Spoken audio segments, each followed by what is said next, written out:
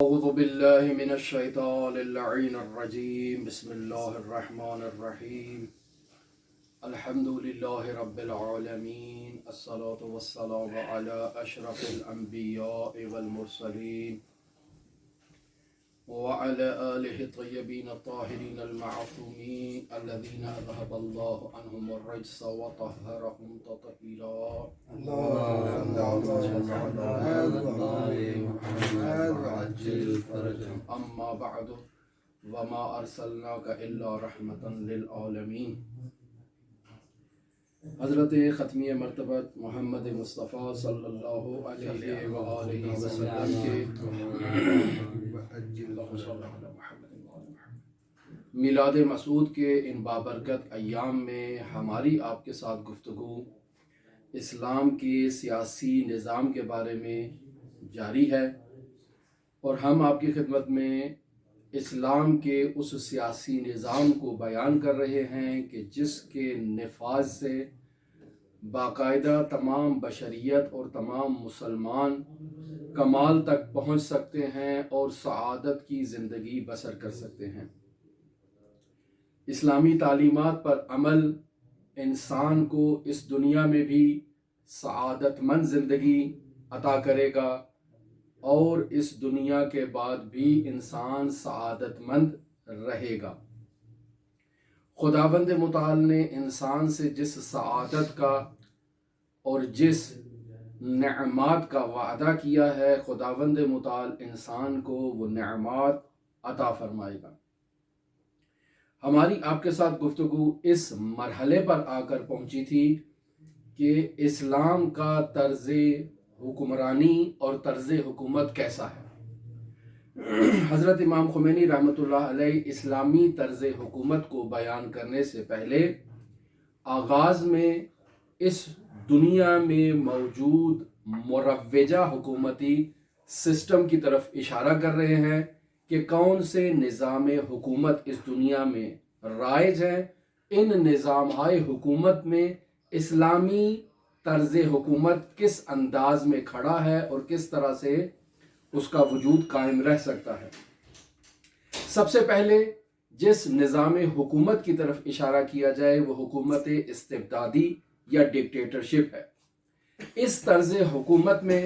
عوام کو کسی قسم کا حق حاصل نہیں ہوتا، یعنی عوام اپنے لیے حکمران کا انتخاب نہیں کر سکتے، عوام باقاعدہ ووٹ نہیں دے سکتے، عوام حکومتی اداروں اور حکومتی معاملات میں کسی قسم کا دخل و تصرف نہیں رکھتے ہیں۔ یہ ڈکٹیٹر ہے جو تمام نظام کو چلا رہا ہے، اور مکمل حکومتی نظام کا محور یہ شخص ڈکٹیٹر ہے، یہ شخص مستبد ہے، یہ شخص خودخواہ ہے، یہ محور حکومت میں آ کر بیٹھا ہے، اور تمام حکومتی نظام اس شخص کے گرد گھومے گا۔ جسے یہ چاہے گا اسے منصب حکومتی پر فائز کرے گا، جس قانون کو چاہے گا اس قانون کو یہ شخص تدوین کرے گا، جسے چاہے گا اسے نعمات سے نوازے گا،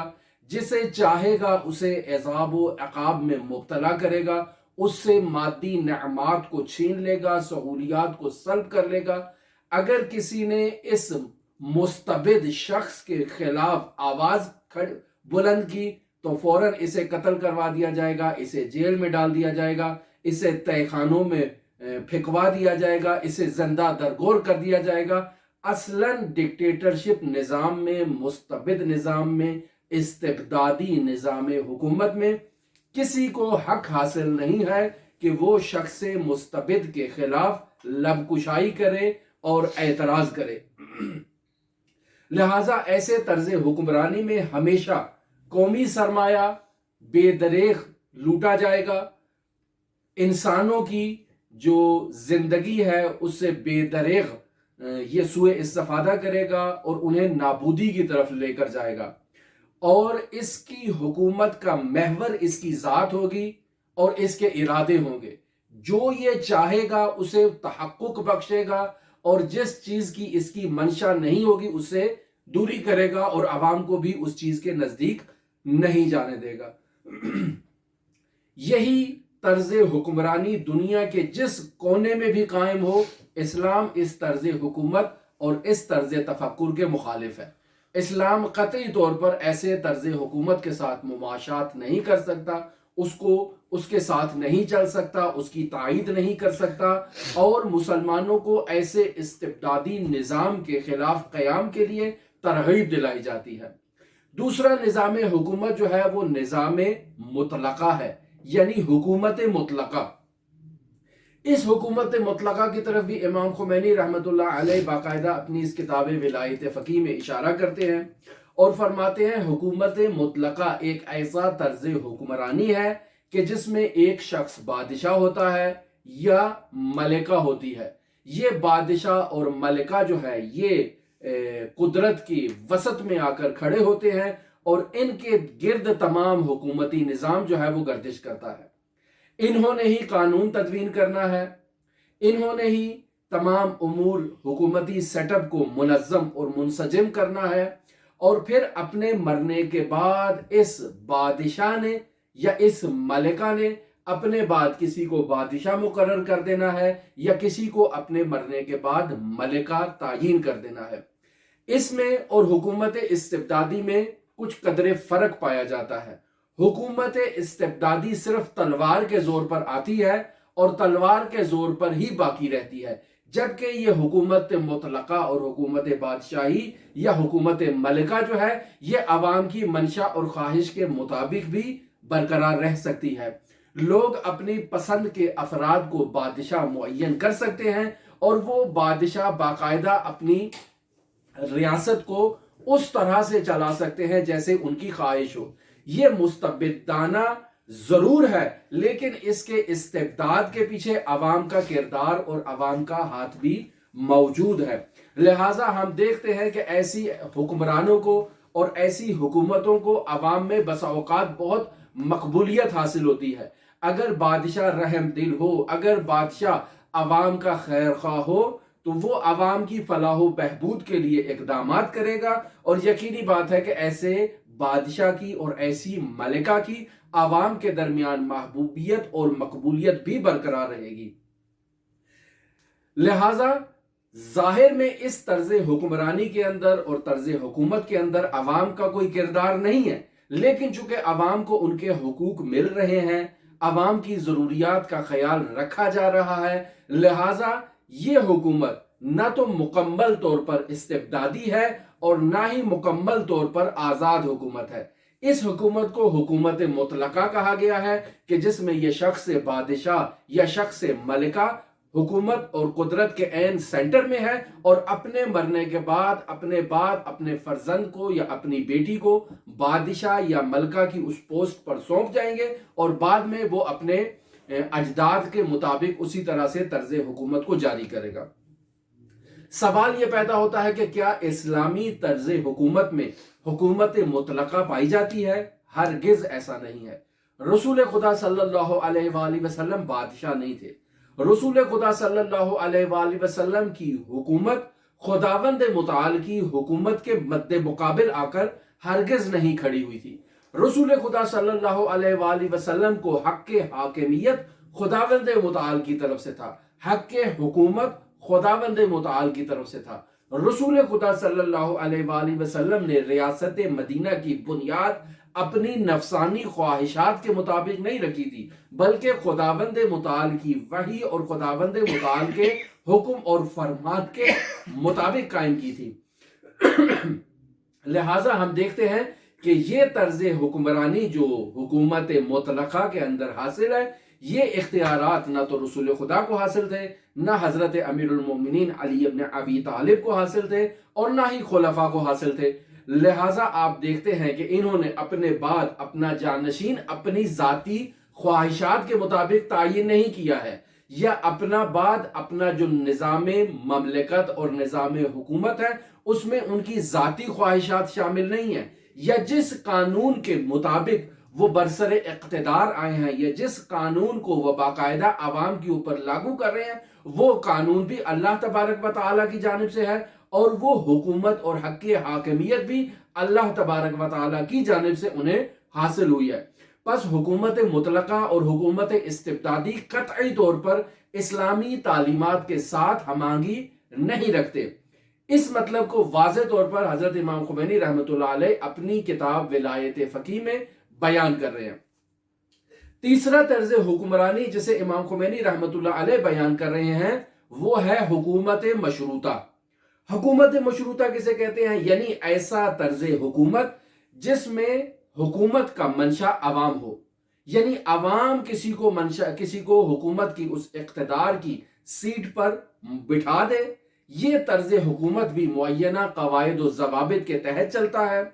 اس میں محدود اور مشروط عنوان سے اس حکمران کو اختیارات دیے جاتے ہیں، یعنی اس کی حکومت بھی محدود ہوتی ہے، اس کے اختیارات بھی محدود ہوتے ہیں، اور اس اختیارات اور حکومت کی حدود کا تعین عوام کرتے ہیں۔ عوام اسے بتاتے ہیں کہ کون سا قانون آپ لوگوں نے تصویب کرنا ہے اور کب تک حکمران کو حق حاکمیت حاصل ہوگا۔ مثلا ایک حکمران 4 سال تک حق حاکمیت رکھتا ہے، 4 سال حکومت کرنے کے بعد وہ دوبارہ عوام کے پاس آئے گا اور عوام سے باقاعدہ ووٹ حاصل کرے گا تاکہ دوبارہ جا کر اس 4 سالہ اپنی مدت کو اور میعاد کو مکمل کرے۔ قانون کے لیے بھی باقاعدہ طور پر عوام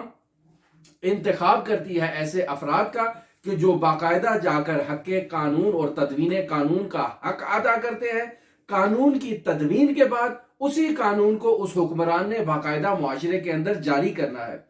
اس حکومت مشروطہ کے اندر بنیادی قانون ملک میں سب سے بڑا مرجع اور سب سے بڑا دستاویز کی حیثیت رکھتا ہے، یعنی قانون سب سے اوپر مقام پر اور مرتبے پر فائز ہے، اور ملک کے اندر تمام افراد اس قانون کے مطیع ہیں۔ یعنی اگر حکمران ہے تو وہ بھی قانون کا مطیع ہے، اگر اس کے وزراء ہیں تو وہ بھی قانون کے مطیع ہیں، اور اگر عوام ہے تو عوام بھی اسی قانون کے مطابق زندگی گزاریں گے۔ اس حکومت کو حکومت مشروطہ کہا جاتا ہے۔ یہ حکومت مشروطہ 2 طرح کی ہو سکتی ہے، ایک حکومت مشروطہ سلطنتی ہو سکتی ہے، ایک حکومت مشروطہ عوامی ہو سکتی ہے۔ ان دونوں مطالب کی طرف حضرت امام خمینی رحمۃ اللہ علیہ اپنی کتاب ولایت فقیہ میں اشارہ کر رہے ہیں۔ حکومت مشروطہ سلطنتی کسے کہتے ہیں؟ یعنی باقاعدہ وہ نظام حکومتی کہ جس میں کچھ حد تک اختیارات سلطنت اور بادشاہ کو حاصل ہیں اور کچھ حد تک اختیارات عوام کے ذریعے سے منتخب حکومت کو حاصل ہیں۔ مثلا بادشاہ اپنے بعد اپنا جانشین مقرر کرے گا، ملکہ ہے تو وہ اپنے بعد اپنا جانشین اپنے قواعد و ضوابط کے مطابق تعین کرے گا۔ انہیں حکومت کے اندر کچھ اختیارات اور مناصب دے دیے گئے ہیں، لیکن اس کے باوجود منشاء قدرت عوام کے پاس حاصل ہے، یعنی عوام باقاعدہ طور پر کچھ افراد کو پارلیمنٹ میں بھیجے گی، یہ افراد پارلیمنٹ میں جا کر باقاعدہ قوانین کو تدوین کریں گے، اور ان قوانین کی روشنی میں باقاعدہ تمام مملکتی نظام چلے گا۔ باقاعدہ اس پارلیمنٹ کے قوانین کی مطابق باقاعدہ ایک شخص کو حکومت کے نظم و نسق کو چلانے کے لیے معین کر دیا جائے گا، یا باقاعدہ خود بادشاہ کو یہ اختیارات دے دیے جائیں گے یا ملکہ کو یہ اختیارات دے دیے جائیں گے کہ وہ حکومت کے نظم و نسق کو ان قوانین کے مطابق چلائے جسے پارلیمنٹ نے تدوین کیا ہے۔ مشابہ نظام جو ہے وہ برطانیہ میں رائج ہے کہ وہاں پر بھی پارلیمنٹ موجود ہے، وہاں پر بھی ملکہ موجود ہے، وہاں پر بھی قوانین تدوین کرنے کے لیے پارلیمنٹ ہے، اور وہی پارلیمنٹ قوانین کے اجرا کے لیے باقاعدہ ایک وزیر اعظم کا بھی انتخاب کرتی ہے۔ وزیر اعظم اگر نااہل ہو جائے یا قوانین کا درست انداز میں نفاذ نہ کر سکے تو فوراً پارلیمنٹ اس کی جگہ پر کسی دوسرے شخص کو اس مسند پر بٹھا دیتی ہے تاکہ وہ ان قوانین کو اجرا کرے۔ یہ وہ نظام مشروطہ سلطنتی ہے کہ جس کی طرف امام خمینی رحمت اللہ علیہ اشارہ کر رہے ہیں کہ یہاں پر سلطنت ہے، لیکن یہ سلطنت عوام کی بنائی ہوئی ہے، یعنی عوام نے اس سلطنت کو اس جگہ پر نافذ کر کے رکھا ہوا ہے، بٹھا کے رکھا ہوا ہے، اور اس سلطنت کو باقاعدہ عوام ہی چلا رہی ہے۔ یعنی منشاء سلطنت اور منشاء قدرت جو ہے وہ عوام سے رشد کر رہا ہے۔ اس اعتبار سے چونکہ اس نظام حکومتی میں عوام کو قدرت حاصل ہے، عوام کو یہاں پر حق انتخاب حاصل ہے، حق تدوین قانون حاصل ہے، عوام باقاعدہ اپنے نمائندے کو پارلیمنٹ کے اندر بھیج سکتے ہیں جو ان کی منشا کے مطابق قانون کو تدوین کر سکتا ہے، اور باقاعدہ وہی قانون معاشرے کے اندر جاری ہوگا۔ یہ نیمے جو ہے وہ مشروطہ حکومت ہے، ایک مشروطہ بھی ہے اور سلطنتی بھی ہے، لیکن اس کے علاوہ ایک حکومت مشروطہ جو ہے وہ حکومت عوامی ہے۔ یہ حکومت مشروطہ عوامی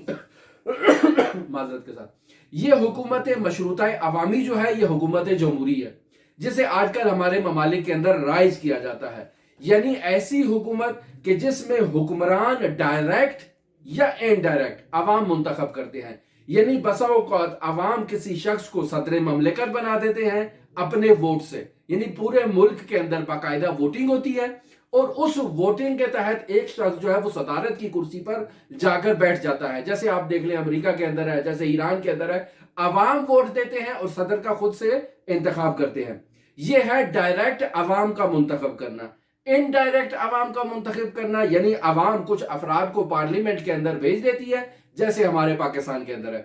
عوام پارلیمنٹ میں افراد کو بھیجتی ہے، وہ افراد پارلیمنٹ کے اندر وزیر اعظم کا بھی انتخاب کرتے ہیں اور وہی افراد صدر مملکت کا بھی انتخاب کرتے ہیں۔ یہ نظام جمہوری ہے کہ جس میں عوام ڈائریکٹ یا انڈائریکٹ سربراہ مملکت کا انتخاب کرتے ہیں۔ اس طرز حکومت میں اور پہلے والے طرز حکومت جسے ہم نے سلطنت بیان کیا یا جسے ہم نے استبداد بیان کیا، ان میں فرق ہے۔ حکومت استبدادی میں عوام کو کسی قسم کا حق حاصل نہیں ہوتا ہے،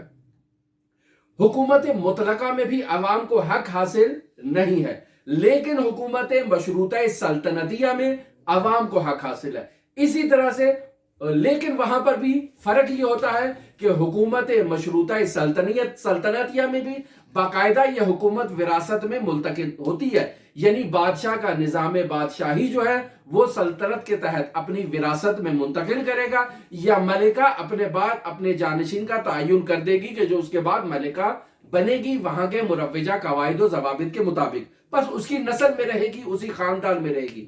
لیکن اس نظام جمہوری کے اندر صدر کا وارث اس کا فرزند نہیں ہوتا ہے، وزیر اعظم کا وارث اس کا فرزند نہیں ہوتا ہے۔ بس اس میں اور اس نظام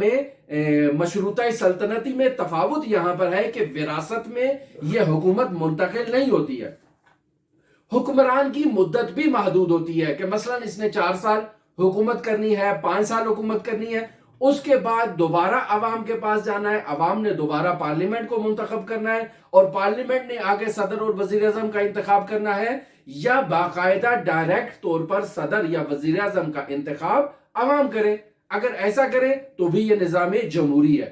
توجہ، یہاں پر جو ہم نے آپ کی خدمت میں نظام سلطنتی مشروطہ بیان کیا یا نظام جمہوری مشروطہ بیان کیا، اس میں حکومت مشروطہ میں صدر کے پاس جو اختیارات ہیں یا وزیر اعظم کے پاس جو اختیارات ہیں وہ اس بادشاہ کے اختیارات سے نسبتاً کم ہوتے ہیں۔ ہے جمہوری لیکن اس کے اختیارات محدود ہیں۔ پس اسلامی حکومت نہ تو استبدادی حکومت ہے نہ مطلقہ حکومت ہے، بلکہ اسلام نے جس طرز حکومت کی طرف اشارہ کیا ہے وہ طرز حکمرانی مشروطہ ہے۔ اسلام ہرگز استبداد کی حکومت کو تسلیم نہیں کرتا ہے، اسلام ہرگز مطلقہ بادشاہی نظام کو تسلیم نہیں کرتا ہے، لیکن اسلام مشروطہ حکومت کو ایکسپٹ کرتا ہے اور اس پہ مہر تثبیت بھی ثبت کرتا ہے۔ لیکن سوال یہ پیدا ہوتا ہے کہ اسلام کا طرز حکمرانی مشروطہ کیا ہے کہ جسے بیان کرنا امام خمینی رحمۃ اللہ علیہ کا مقصود ہے۔ اسلامی حکومت مشروطہ میں مشروط کی متعارف شکل جو ہم نے آپ کی خدمت میں بیان کی ہے ہرگز ایسی نہیں ہے،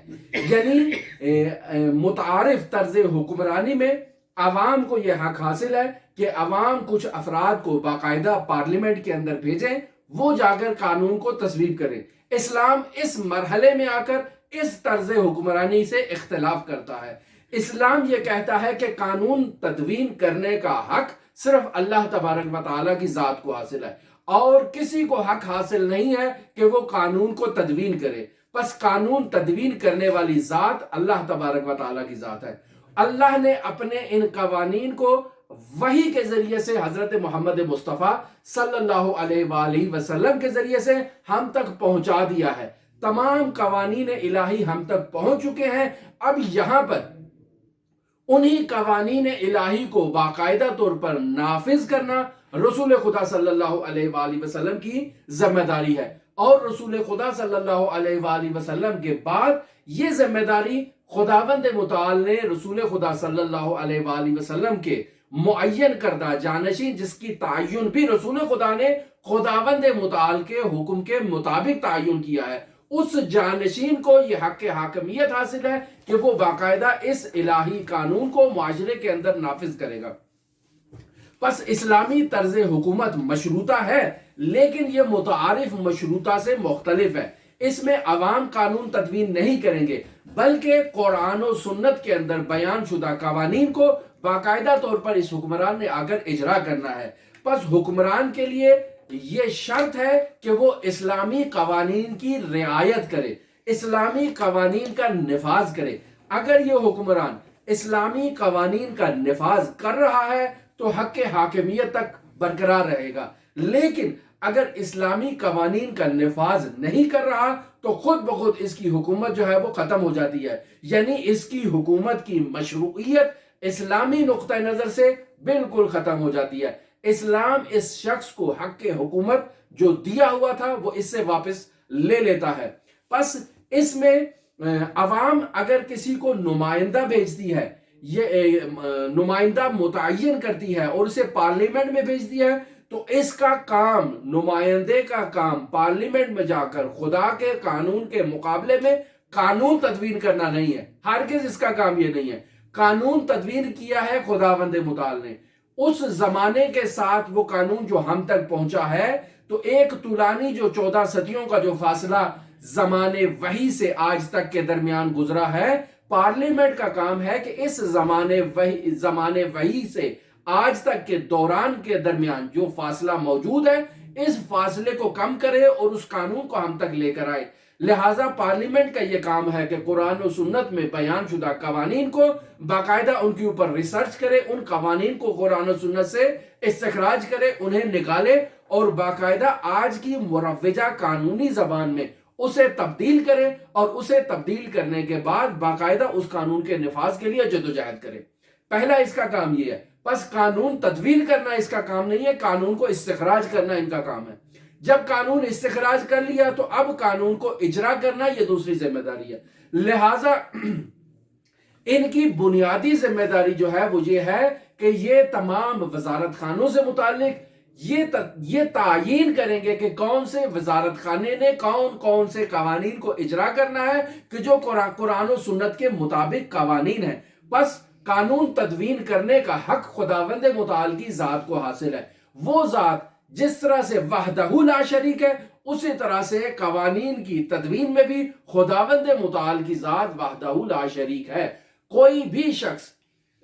قانون کی تدوین میں خداوند متعال کا شریک نہیں ہو سکتا۔ اگر کوئی یہ تصور کرے کہ قانون کی تدوین میں وہ خداوند متعال کے ساتھ شریک ہے تو ایسا شخص مشرک ہے، اور ایسے مشرک کی اسلامی ریاست میں کوئی جگہ نہیں ہے۔ اسے اسلامی ریاست اور اسلامی ریاست کے حکومتی نظام سے دور کر دینا چاہیے، ہٹا دینا چاہیے، اور اسے کبھی بھی مرکزی پلیٹ فارم پر نہیں آنے دینا چاہیے، چونکہ یہ شخص مشرک ہے اور خداوند متعال کے اس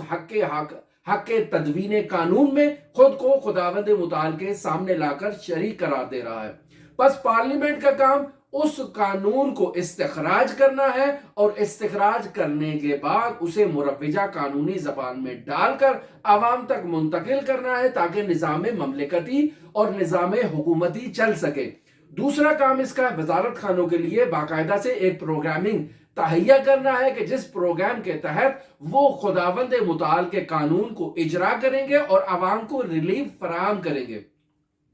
پس اسلام کے تمام قوانین اسلامی ریاست میں خداوند متعال کے قوانین ہوں گے جو قرآن و سنت کے ذریعے سے ہم تک پہنچیں گے۔ پس مسلمانوں کی یہ ذمہ داری ہے کہ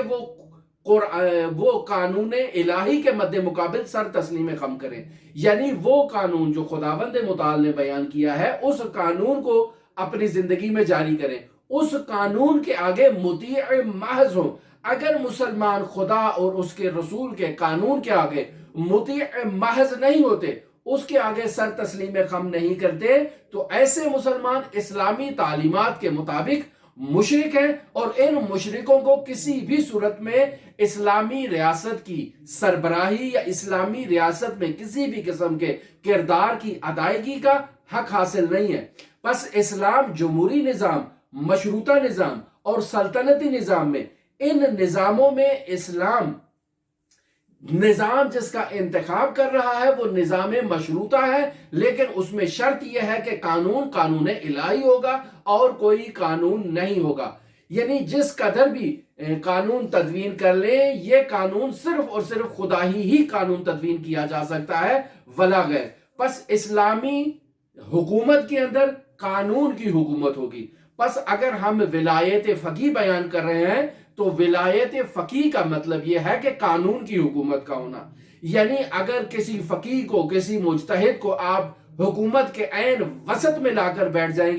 بٹھا دیں گے تو یہ فقیہ جو حکومت کے وسط میں آ کر، عین سینٹر میں آ کر بیٹھا ہے، یہ اپنی نفسانی خواہشات کے مطابق سینٹر میں آ کر نہیں بیٹھا ہے، بلکہ اس کا کام اس وسط میں، مرکز میں آ کر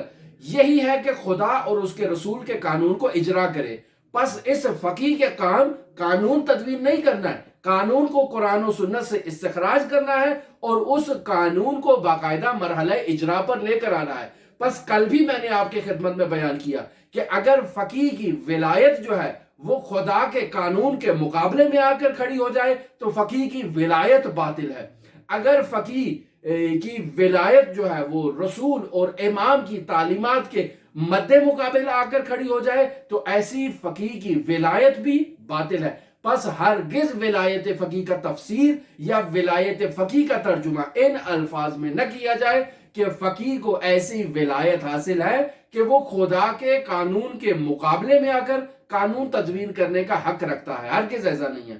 یا تفسیر کی جائے کہ فقیہ رسول خدا صلی اللہ علیہ وآلہ وسلم کے مد مقابل آ کر حق کے حاکمیت رکھتا ہے، ہرگز ایسا نہیں ہے۔ یا آپ کہیں کہ امام کی امامت کے مد مقابل آ کر فقیہ نے اپنی امامت کا اور اپنی ولایت کا جھنڈا گاڑ دیا ہے، ہرگز ایسا نہیں ہے۔ اگر کوئی شخص ولایت فقیہ کی ایسی تفسیر کر رہا ہے تو وہ جان لے کہ وہ باطل ہے، یہ تفسیر غلط ہے۔ ہرگز امام خمینی رحمۃ اللہ علیہ نے ولایت فقیہ کو ان الفاظ میں بیان نہیں کیا ہے، یہ ہم واضح آپ کی خدمت میں بیان کر چکے ہیں۔ بس قانون وہی ہوگا جو اللہ تبارک و تعالیٰ کا قانون ہے، جو لسان قرآن کے ذریعے سے بیان ہو چکا ہے، جو لسان وحی حضرت محمد مصطفیٰ صلی اللہ علیہ وآلہ وسلم کے ذریعے سے بیان ہو چکا ہے۔ بس اگر رسول خدا صلی اللہ علیہ وآلہ وسلم نے خلافت کی ہے، رسول خدا صلی اللہ علیہ وآلہ وسلم نے ریاست مدینہ کی بنیاد رکھی ہے، تو آپ کی خلافت اور آپ کا ریاست مدینہ کی بنیاد رکھنا اور خلیفۃ اللہ فی الارض ہونا خداوند متعال کے احکام کے مطابق ہے۔ آپ کو خداوند متعال نے مسلمانوں کی اس سربراہیت میں، مسلمانوں کی اس قیادت میں متعین اور مقرر فرمایا ہے، لہذا وما ينطق عن الهوى ان هو الا وحی یوحی، یعنی رسول خدا صلی اللہ علیہ وآلہ وسلم ہرگز اپنی نفسانی خواہشات کے مطابق نطق نہیں فرماتے۔ ان هو الا وحی یوحی، آپ جو بھی نطق کرتے ہیں، جو بھی اپنی زبان مبارک کو، لسان مبارک کو لب کشائی کرنے کے لیے جو جنبش دیتے ہیں، تو یہ جنبش بھی رسول خدا صلی اللہ علیہ وآلہ وسلم کی اذن الہی اور امر الہی کے تحت ہوتی ہے، نفسانی خواہشات اس میں شامل نہیں ہوتی ہیں۔ لہٰذا سیرت میں اگر آپ دیکھ لیں تو نہایت افسوس کے ساتھ بعض افراد یہاں پر سیرت رسول خدا صلی اللہ علیہ وآلہ وسلم میں ایسی تفسیر کرتے ہیں کہ رسول خدا صلی اللہ علیہ وآلہ وسلم کی انفرادی زندگی اس وحی سے منقطع تھی، رسول خدا صلی اللہ علیہ وآلہ وسلم کا اپنے اہل بیت سے روابط اس وحی سے منقطع تھے۔ نہیں، رسول خدا صلی اللہ علیہ وآلہ وسلم نے اگر اپنے اہل بیت کے بارے میں کچھ بھی فرمایا ہے تو وہ اس لسان وحی کے ذریعے سے فرمایا ہے جو وما ینطق عن الہوی کا مصداق ہے۔ اگر رسول خدا صلی اللہ علیہ وآلہ وسلم نے اپنے اہل بیت کو اس قصائے اس ردا کے اندر اگر جمع کیا ہے اور فرمایا ہے کہ ہؤلاء اہل بیتی، یہ میرے اہل بیت ہیں، تو یہ رسول خدا صلی اللہ علیہ وآلہ وسلم کا فرمان ذیشان بھی اس وحی کے مطابق ہے اور خداوند متعال کے حکم اور فرمان کے مطابق ہے۔ لہٰذا رسول خدا صلی اللہ علیہ وآلہ وسلم اگر اپنے بعد کسی کو اپنا جانشین مقرر کر رہے ہیں اور ریاست مدینہ کی اسے سربراہی دے رہے ہیں تو وہ بھی باقاعدہ خداوند متعال کے حکم کے مطابق ہے، اس کے علاوہ کچھ نہیں ہے۔ لہٰذا باقاعدہ ارشاد ہوتا ہے کہ بسم اللہ الرحمن الرحیم، یا ایہا الرسول بلغ ما انزل الیک من ربک وَإِن لَمْ تَفْعَلْ فَمَا بَلَّغْتَ رِسَالَتَهُ وَاللَّهُ يَعْصِمُكَ مِنَ النَّاسِ۔ پھر اس کے بعد ان اللہ لا یہدی القوم الکافرین، سورہ معاہدہ کی آیت نمبر 67 میں خداوند متعال نے باقاعدہ اس مطلب کی طرف اشارہ کر دیا ہے کہ رسول خدا صلی اللہ علیہ وآلہ وسلم نے ریاست مدینہ میں جو باقاعدہ ریاست کی اور ریاست کرنے کے بعد اپنی جانشینی تک آ کر پہنچے اور حضرت سید الاوصیاء امیر المؤمنین علی ابن ابی طالب کو اس غدیر خم کے میدان میں باقاعدہ اپنی خلافت کی ردا سونپی، تو یہ خداوند متعال کے حکم کے مطابق تھا۔ خداوند متعال نے باقاعدہ رسول خدا صلی اللہ علیہ وآلہ وسلم کو فرما دیا تھا کہ یا ایھا الرسول بلغ ما انزل الیک من ربک، اے رسول اس چیز کا ابلاغ کر دیں جو آپ کے پروردگار سے آپ تک پہنچا ہے۔ وَإِن لَمْ تَفْعَلْ، اگر آپ نے اس کا ابلاغ نہیں کیا، فَمَا بَلَّغْتَ رِسَالَتَهُ، تو آپ نے اپنی رسالت کا کوئی کام بھی انجام نہیں دیا۔ گویا کہ 23 سالہ خدمات آپ کی باطل ہو گئی، آپ نے کچھ بھی انجام نہیں دیا اگر آپ نے حضرت امیر المؤمنین علی ابن ابی طالب کی امامت، خلافت، وصایت اور حکومت کا اعلان نہیں کیا۔ پس خداوند متعال کی یہ مرضی ہے کہ ریاست مدینہ کی باغ دوڑ رسول خدا صلی اللہ علیہ وآلہ وسلم کی شہادت کے بعد حضرت سید الاوصیاء امیر المؤمنین علی ابن ابی طالب علیہ آلاف التحیت و ثنا کے سپرد کر دی جائے۔ لیکن یہ آیت رسول خدا صلی اللہ علیہ وآلہ وسلم پر مکہ میں جیسا کہ نقل ہوا 3 مرتبہ یا زائد مرتبہ رسول خدا پر نازل ہوئی، لیکن رسول خدا صلی اللہ علیہ وآلہ وسلم نے ابلاغ نہیں کیا۔ یہ جو ابلاغ نہیں کیا، کیوں نہیں کیا؟ کیونکہ رسول خدا صلی اللہ علیہ وآلہ وسلم کو امت کے ارتداد کا خوف تھا۔ رسول خدا صلی اللہ علیہ وآلہ وسلم امت کی مجموعی صورتحال کو جانتے تھے اور رسول خدا صلی اللہ علیہ وآلہ وسلم کو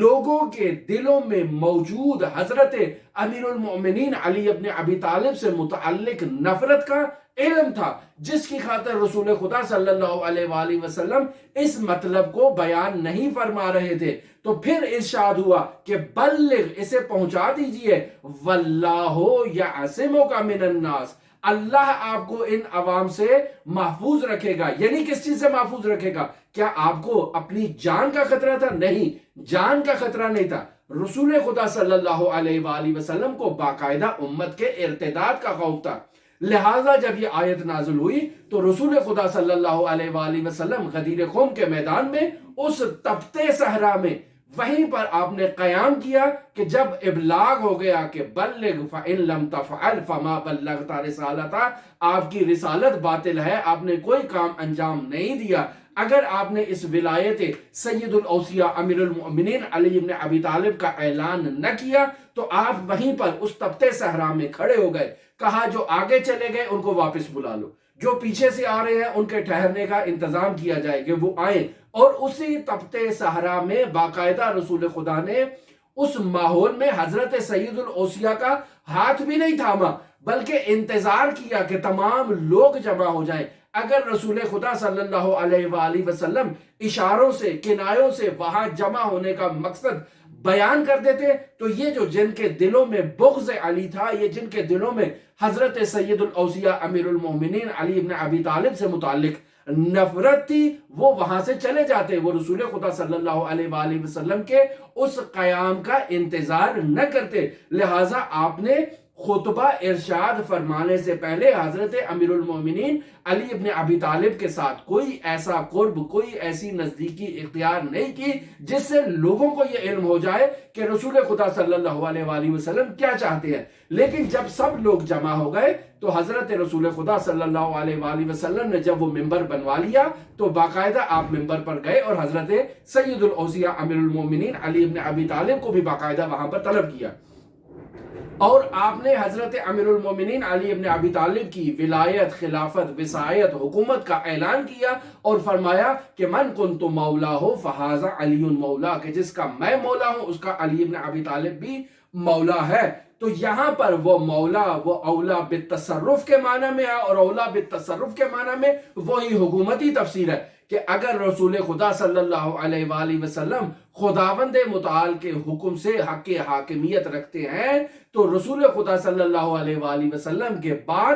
اولا بالتصرف اور حق حاکمیت کا اختیار مولا الموحدین علی ابن ابی طالب کو حاصل ہے۔ لہٰذا وہ افراد جن کے دل میں علی ابن ابی طالب سے متعلق بغض تھا، نفرت تھی، جن کے دل ہرگز علی ابن ابی طالب کو برداشت کرنے کے لیے تیار نہیں تھے، انہی سے متعلق واقعہ سأل سائل بعذاب واقع، یعنی سورہ معارج کی پہلی نمبر آیت ملاحظہ فرما لیجئے کہ جب رسول خدا صلی اللہ علیہ وآلہ وسلم نے اعلان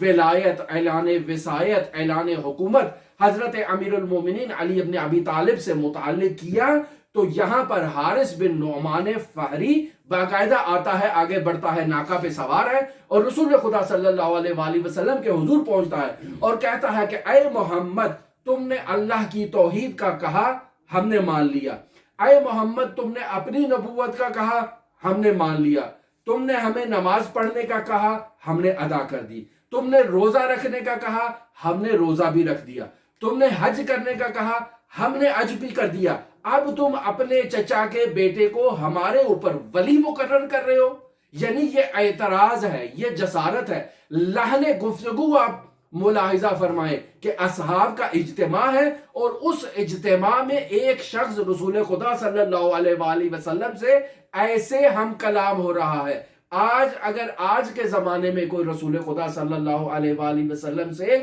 ایسی گفتگو کر لے تو ہمارے معاشرے میں ایسے شخص کو توہین رسالت کے اوپر قتل کر دیا جاتا ہے، لیکن اصحاب کے اجتماع میں ایک ایسا شخص اٹھتا ہے اور رسول خدا صلی اللہ علیہ وآلہ وسلم سے جسارت کرتا ہے اور پھر یہ آ کر جملہ کہتا ہے کہ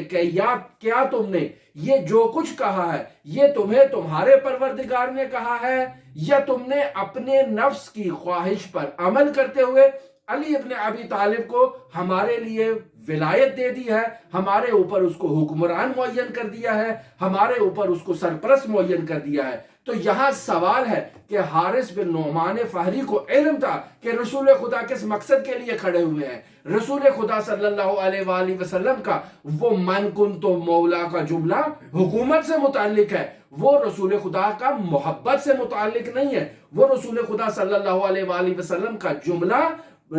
باقاعدہ ایسے عادی جملہ نہیں ہے، دوستی کے معنی میں نہیں ہے، محبت کے معنی میں نہیں ہے، باقاعدہ اولا بالتصرف کے معنی میں ہے۔ لہٰذا رسول خدا صلی اللہ علیہ وآلہ وسلم سے زبان احتجاج دراز کر رہا ہے۔ رسول خدا صلی اللہ علیہ وآلہ وسلم نے باقاعدہ اسے جواب دیا کہ میں نے علی کی ولایت کا اعلان اللہ کے حکم سے کیا ہے۔ اسی جملے کو رسول خدا صلی اللہ علیہ وآلہ وسلم نے 3 مرتبہ باقاعدہ اس کا تکرار کیا، 3 مرتبہ کہ علی ابن ابی طالب کی ولایت، وصایت، خلافت، حکومت کا اعلان اللہ کے حکم سے کر رہا ہوں، اپنی نفسانی خواہشات کے مطابق نہیں کر رہا ہوں۔ جب یہ 3 مرتبہ جملہ سنا تو یہ بدبخت لعین شخص رسول خدا صلی اللہ علیہ وآلہ وسلم کے سامنے غضبناک ہوتا ہے، طیش میں آتا ہے اور آ کر کہتا ہے کہ اے میرے اللہ، اگر یہ محمد سچ بول رہا ہے تو آسمان سے مجھ پر عذاب نازل کر اور پتھر برسا، اور اگر یہ محمد سچ نہیں بول رہا، میں سچ کہہ رہا ہوں، تو اس محمد پہ عذاب نازل فرما۔ تو اب آپ یہ جسارت کی انتہا دیکھ لیں کہ اصحاب کے مجمع میں ایک ایسا لعین شخص رسول خدا صلی اللہ علیہ وآلہ وسلم کی حضور میں جسارت کر رہا ہے۔ میں یہاں پر آپ کی خدمت میں عرض کروں گا کہ ان تمام اصحاب کے درمیان یہی ایک شخص تھا کہ جو رسول خدا صلی اللہ علیہ وآلہ وسلم کے مطلب کو اچھی طرح سے درک کر گیا تھا. اسے معلوم تھا کہ رسول خدا صلی اللہ علیہ وآلہ وسلم کس چیز کا اعلان کر رہے ہیں اور کس حکومت کا ہم سے مطالبہ کر رہے ہیں. لہٰذا اس نے زبان احتجاج بلند کی. وہ افراد کے جو سمجھ چکے تھے لیکن زبان احتجاج بلند نہیں کر رہے تھے، جنہوں نے اس مولا کی تفسیر کو تبدیل کرنا شروع کیا اور کہا کہ مولا کا مطلب تو دوست ہوتا ہے، مولا کا مطلب تو محبت کرنے والا ہوتا ہے کہ جس سے محبت کی جائے. مولا کا ہرگز مطلب حکومت نہیں ہے. مولا کا منحصراً مطلب حکومت، ولایت، خلافت نہیں ہے. یہ افراد اس پلاننگ میں مصروف تھے کہ مولا کے معنی کی تفسیر کو تبدیل کر کے ہم اپنا مقصد نکال لیں گے. لیکن یہ حارث باقاعدہ بڑھتا ہے اور اس انداز میں جسارت کرتا ہے، اور جسارت کرنے کے بعد اپنی اسی ناقہ پہ بیٹھ کے ابھی بڑھتا ہی نہیں ہے کہ آسمان سے پتھر آتا ہے اور اسے واصل جہنم کر دیتا ہے. یہاں یہ بات واضح ہو جاتی ہے کہ خدا کے بنائے ہوئے الہی نظام کے مقابلے میں کھڑے ہونے والے شخص کی اور رسول خدا صلی اللہ علیہ وآلہ وسلم کے اس اعلان ولایت اور اعلان خلافت کی مخالفت کرنے والے کی سزا صرف اور صرف اللہ تبارک و تعالیٰ کا وہ عذاب ہی ہے. پس رسول خدا صلی اللہ علیہ وآلہ وسلم نے باقاعدہ اللہ کے حکم پر اس حکومتی نظام کو کہ جسے ہم نے آپ کی خدمت میں بیان کیا کہ اسلام کا طرز حکومت باقاعدہ مشروط طرز حکومت ہے، اور مشروط طرز حکومت کی تفسیر بھی ہم نے کی کہ مشروط طرز حکومت کا مطلب ہے اللہ کے قانون کو لاگو کرنا، اللہ کے رسول کے قانون کو لاگو کرنا، کہ جو اللہ کا رسول اللہ کے قانون کو بیان کر رہا ہے، اپنی طرف سے قانون تشریح نہیں کر رہا، اپنی طرف سے قانون بیان نہیں کر رہا ہے، بلکہ اسی وما ینطق عن الہوا کا مصداق بن کے اللہ کے قانون کو ہم تک پہنچا رہا ہے. تو جب رسول خدا صلی اللہ علیہ وآلہ وسلم کی ریاست مدینہ میں رسول خدا کی حکومت، رسول خدا کی ریاست، رسول خدا کی سربراہی اللہ کے حکم سے ہے، تو کیسے مان لیا جائے کہ رسول خدا کے جانشین کی حکومت اللہ کی مرضی سے نہ ہو، اللہ کے حکم سے نہ ہو، اللہ کی تعلیمات کے برعکس رسول خدا نے اپنی نفسانی خواہشات کو پر چلتے ہوئے اپنے چچا زاد بھائی، اپنے داماد، اپنے عزیز، اپنے حامی، اپنے ناصر کو حکومت کا سربراہ معین کر دیا ہو، اور تمام مسلمانوں کے دل میں وہ کینہ، نفرت، بغض اس کا لحاظ نہ رکھا ہو. نہیں، اس خلافت، اس وصایت، اس حکومت کے لیے علی ابن ابی طالب کا اعلان رسول خدا صلی اللہ علیہ وآلہ وسلم نے باقاعدہ اللہ کے حکم سے کیا ہے. یہی وہ حکومت مشروطہ ہے جسے امام خمینی رحمۃ اللہ علیہ آپ کی خدمت میں بیان کر رہے ہیں کہ اسلامی ریاست میں کون سا نظام حکومت چلے گا؟ نظام مشروطہ حکومت چلے گا، کہ جس نظام مشروطہ حکومت میں سربراہ حکومت بھی اللہ تبارک و تعالیٰ کی طرف سے تعیین ہوگا اور قانون بھی اللہ تبارک و تعالیٰ ہی بیان کرے گا. لہٰذا رسول خدا صلی اللہ علیہ وآلہ وسلم کو جب حکم ہوا تو فرمایا یا ایھا الرسول بلغ ما انزل الیک من ربک، یعنی بلغ، پہنچا دو. یہ بلغ امیر المؤمنین علی ابن ابی طالب کی حکومت سے متعلق رسول خدا صلی اللہ علیہ وآلہ وسلم کو حکم ہوا. اور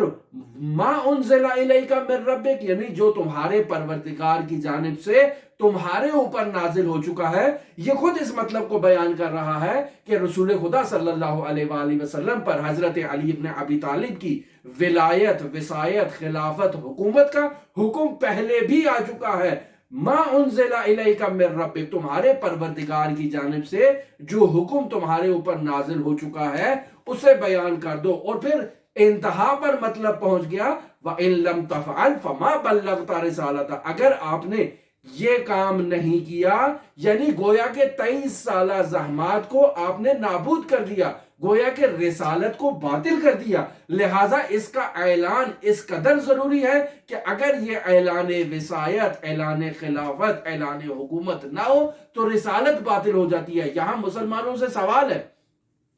رسول خدا صلی اللہ علیہ وآلہ وسلم نے کون سا ایسا حکم تھا کہ جو اگر وہ بیان نہ کرتے تو رسالت باطل ہو جاتی؟ کون سا وہ حکم تھا؟ رسول خدا صلی اللہ علیہ وآلہ وسلم باقاعدہ حکومت کے اعلان کے لیے کھڑے ہوئے تھے. یعنی اگر نماز کا حکم اعلان نہ کرتے تو کہا جاتا کہ آپ کی رسالت باطل ہے. یعنی اگر حج کا حکم بیان نہ ہوتا تو رسالت باطل تھی. یا اس کے علاوہ جتنے بھی احکام کی تفسیر کر لی جائے کہ فما بلغت رسالت سے مراد یہ ہو سکتی ہے تو ہرگز نہیں ہو سکتی. رسول خدا صلی اللہ علیہ وآلہ وسلم کی تمام 29 سالہ زحمات کا نچوڑ یہی ہے کہ رسول خدا صلی اللہ علیہ وآلہ وسلم اپنے جانشین کا اعلان کر رہے ہیں اللہ کے حکم کے مطابق. میں نے کل کی گفتگو میں بھی آپ کی خدمت میں عرض کیا کہ وہ مسلمان جو رسول خدا صلی اللہ علیہ وآلہ وسلم کی خاتمیت کے قائل ہیں لیکن رسول خدا کے جانشین کے قائل نہیں ہیں, الہی جانشین کے قائل نہیں ہیں, الہی جانشین کی ولایت وصایت خلافت کے قائل نہیں ہیں, ان کو ختم نبوت کا قائل نہیں ہونا چاہیے. کیوں؟ چونکہ ختم نبوت ناقص رہ جاتی ہے اگر الہی نمائندہ اور الہی جانشین رسول خدا صلی اللہ علیہ وآلہ وسلم متعین نہ کریں. لہٰذا یہاں پر جو خداوند متعال رسول خدا صلی اللہ علیہ وآلہ وسلم سے مخاطب قرار دے کر فرما رہا ہے واللہ یعصمک من الناس, کہ اللہ تمہیں اس عوام سے محفوظ رکھے گا. سوال یہ پیدا ہوتا ہے یہ کون سی عوام ہے جس سے رسول خدا صلی اللہ علیہ وآلہ وسلم کو اللہ محفوظ رکھنا چاہ رہا ہے؟ یہ مسلمانوں سے سوال ہے کہ وہ کون سے ایسے اصحاب ہیں کہ جن کے ہوتے ہوئے خداوند متعال کہہ رہا ہے واللہ یعصمک من الناس. پس معلوم یہ ہوا کہ مسلمانوں کے اس اجتماع میں کچھ ایسے افراد موجود تھے کہ جن سے محفوظ رکھنا رسول خدا صلی اللہ علیہ وآلہ وسلم کو ضروری تھا, کہ جن سے باقاعدہ یہ خطرہ تھا کہ یہ ارتداد کر جائیں گے. لہٰذا باقاعدہ ہم نے دیکھا رسول خدا صلی اللہ علیہ وآلہ وسلم کی شہادت کے بعد رسول خدا صلی اللہ علیہ وآلہ وسلم کا جانشین رسول خدا کے آخری مراسم اور آخری رسوم میں مصروف ہے, اور ایسے میں کچھ افراد ایک جگہ پر جمع ہو جاتے ہیں اور وہاں سے اسلامی ریاست کی اس باغ دوڑ کو تبدیل کرنا چاہتے ہیں جسے اللہ تبارک و تعالی نے باقاعدہ تعیین کر دیا. پس اسلام کی تفسیر اور اسلامی تعلیمات کا انحراف رسول خدا صلی اللہ علیہ وآلہ وسلم کے بعد ان کی تدفین سے پہلے ہی ہو گیا. لہٰذا یہ جو کہا جاتا ہے ارتد الناس بعد رسول اللہ صلی اللہ علیہ وآلہ وسلم الا ثلاثہ الا اربعہ الا خمسہ, تو یہاں ارتداد سے مراد یہی ہے کہ وہ رسول خدا صلی اللہ علیہ وآلہ وسلم کی اس ریاست مدینہ کے جانشین سے, اس ریاست مدینہ کے خلیفہ سے, اس ریاست مدینہ کے سربراہ سے تبدیل ہو چکے تھے, مرتد ہو چکے تھے. یعنی یہاں تک اس میں شدت بیان کی گئی ہے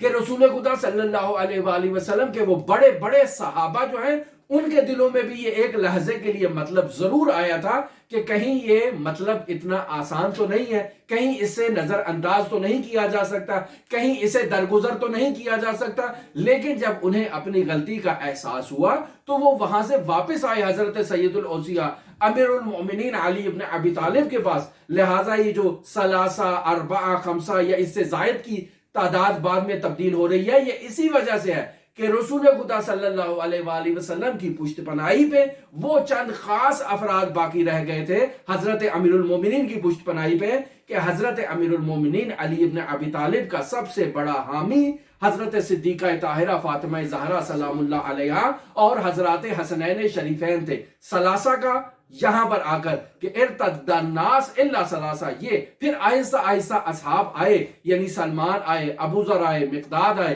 یہ واپس آئے. بس یہاں یہ بات لکھنے میں آئی ہے کہ ان کے لحظے میں بھی ایک لحظے کے لیے دل میں بات آئی تو صحیح کہ شاید یہ ہو سکتا ہے, لیکن نہیں. پھر حضرت سید الاوصیاء کے دروازے پر آئے. یہ تفسیر ہے اربعہ اور خمسہ کی, اور ارتداد سے مراد یہاں یہ نہیں ہے کہ یہ لوگ کافر ہو گئے, بلکہ رسول خدا صلی اللہ علیہ وآلہ وسلم کے اس حکومتی نظام سے ایک لمحہ لحظہ کے لیے تبدیل ہونے کا سوچا ضرور, لیکن پھر واپس آگے کہ نہیں, اس کا باقاعدہ رسول خدا صلی اللہ علیہ وآلہ وسلم نے اعلان کیا ہے کہ یا ایھا الرسول بلغ, پھر ان اللہ لا یہدی القوم الظالمین, کہ اللہ ظالمین کی ہدایت نہیں کرتا ہے. اگر کوئی بلغ کا معنی نہیں سمجھ رہا, اگر کوئی اسلامی ریاست کے پرچم تلے نہیں آ رہا ہے, اگر کوئی رسول خدا صلی اللہ علیہ وآلہ وسلم کے اس الہی حکومتی نظام کے پرچم تلے آ کر جمع نہیں ہو رہا ہے تو ان اللہ لا یہدی القوم الظالمین،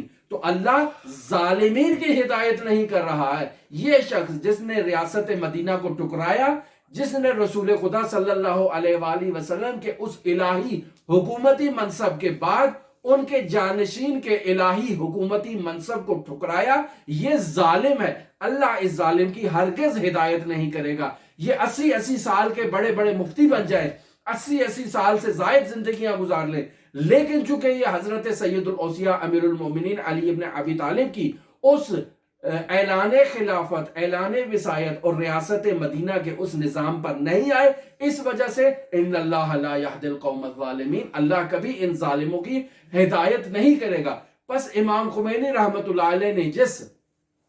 ولایت فقیہ کی تبیین کی ہے، تشریح کی ہے، اس ولایت فقیہ میں امام خمینی رحمت اللہ علیہ اسلام کے حکومتی نظام میں بیان کر رہے ہیں، واشگاف الفاظ میں بیان کر رہے ہیں کہ اسلام کا نظام حکومتی جو ہے وہ نظام حکومتی مشروطہ ہے۔ اس نظام حکومتی مشروطہ میں حکمران بھی خداوند متعال کی طرف سے تعین ہوتا ہے، اور حکمران کو جو قانون دیا جاتا ہے وہ بھی قانون الہی ہوتا ہے۔ اس حکمران کی ذمہ داری ہے کہ اس الہی قانون کو باقاعدہ عوام کے درمیان جاری کرے۔ یہ حکمران اپنی طرف سے قانون تدوین نہیں کرے گا، اسی الہی قانون کو وما ینطق عن الہوا کا مصداق بن کے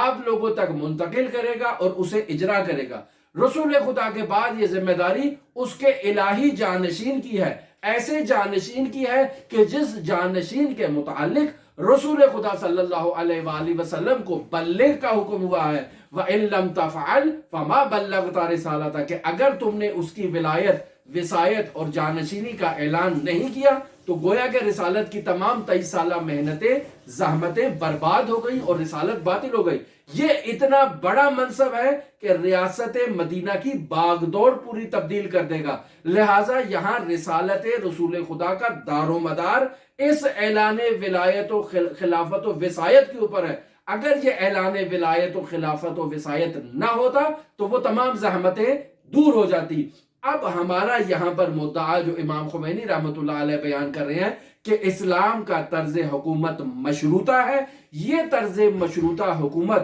ان 1400 سالوں کے بعد کہ جب رسول خدا کے جانشین کو ان کی اس مسند خلافت پر نہیں بیٹھنے دیا گیا اور اسلام میں یہ بگاڑ جو آیا ہے، آج ہماری کیا ذمہ داری ہے؟ آج ہماری ذمہ داری بھی اسی نظام مشروطہ کے اوپر چلنا ہے، یعنی ہم نے باقاعدہ قرآن و سنت کا نظام